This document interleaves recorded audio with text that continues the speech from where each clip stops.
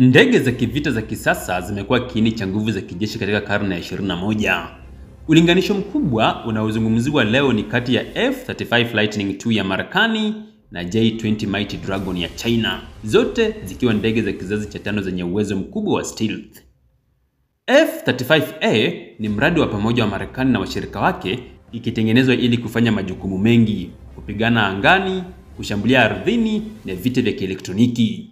Ndege hii ina injini moja ya Pratt & Whitney F135 inajulikana kwa nguvu na ufanisi wa mafuta.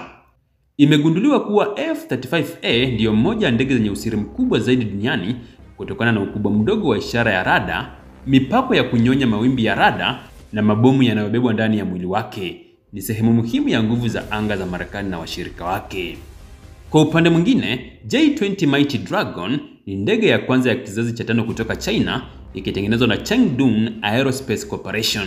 Imeundwa kwa injini mbili na kipaumbele chake ni ubora wa angani na mashambulizi ya kimkakati. Ndege hii ni kubwa kuliko F-35 na imejengwa mahususi kwa vita vya mbali, ikilenga kudhoofisha ubabe wa anga wa magharibi, hasa ukanda wa Asia Pacific. J-20 ina injini za WS-10C2, lakini vizazi vipya vinatarajiwa kutumia WS-15 yenye nguvu zaidi.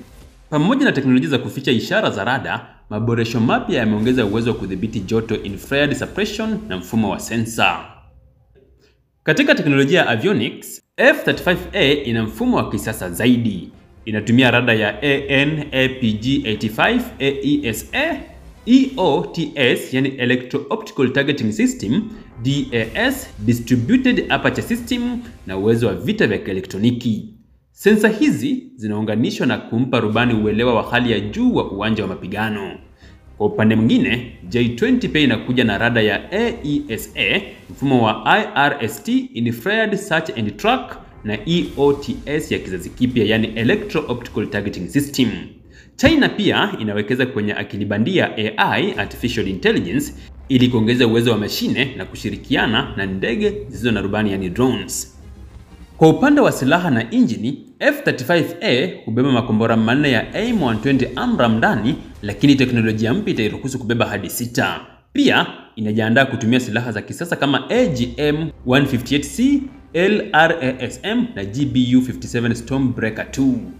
Kwa upande mwingine, J-20 ina nafasi kubwa zaidi na ina uwezo wa kubeba hadi makombora 8, yakiwemo makombora ya mbali ya PL-15 na PLXX ambayo yana uwezo mkubwa zaidi ya AMRAAM katika umbali mkubwa. Pia imeonyesha uwezo wa kushambulia ardhini.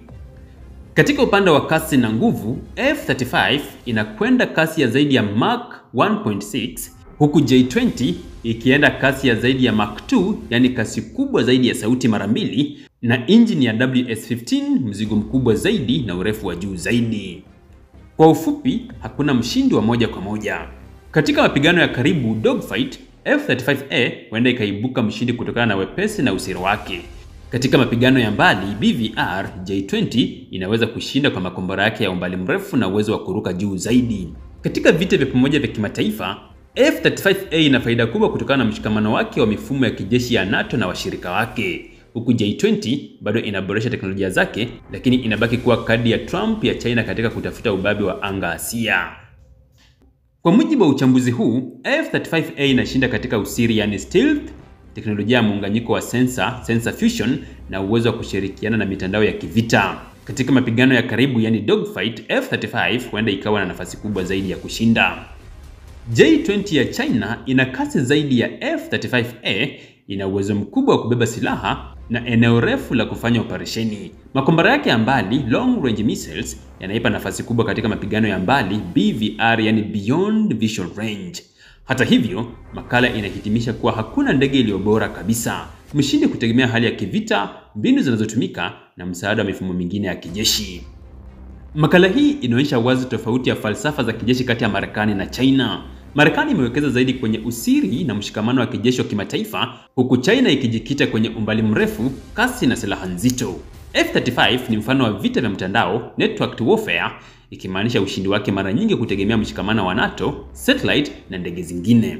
Huku J-20 ni mfano wa uhuru wa kimkakati wa China, ikilenga kupambana na Marekani katika bahari ya Pacific bila kutegemea washirika wake. Hivyo basi, katika hali ya kivita, mshindi kutegemea mandhari ya vita, Pacific ya mbali au anga ya Ulaya, nani ana msaada wa satellite na rada, na tactics zinazotumika. Kwa kifupi, J-20 Mighty Dragon ni hatari katika mapigano ya mbali, huku F-35A ni hatari zaidi katika mapigano ya karibu na vita vya pamoja.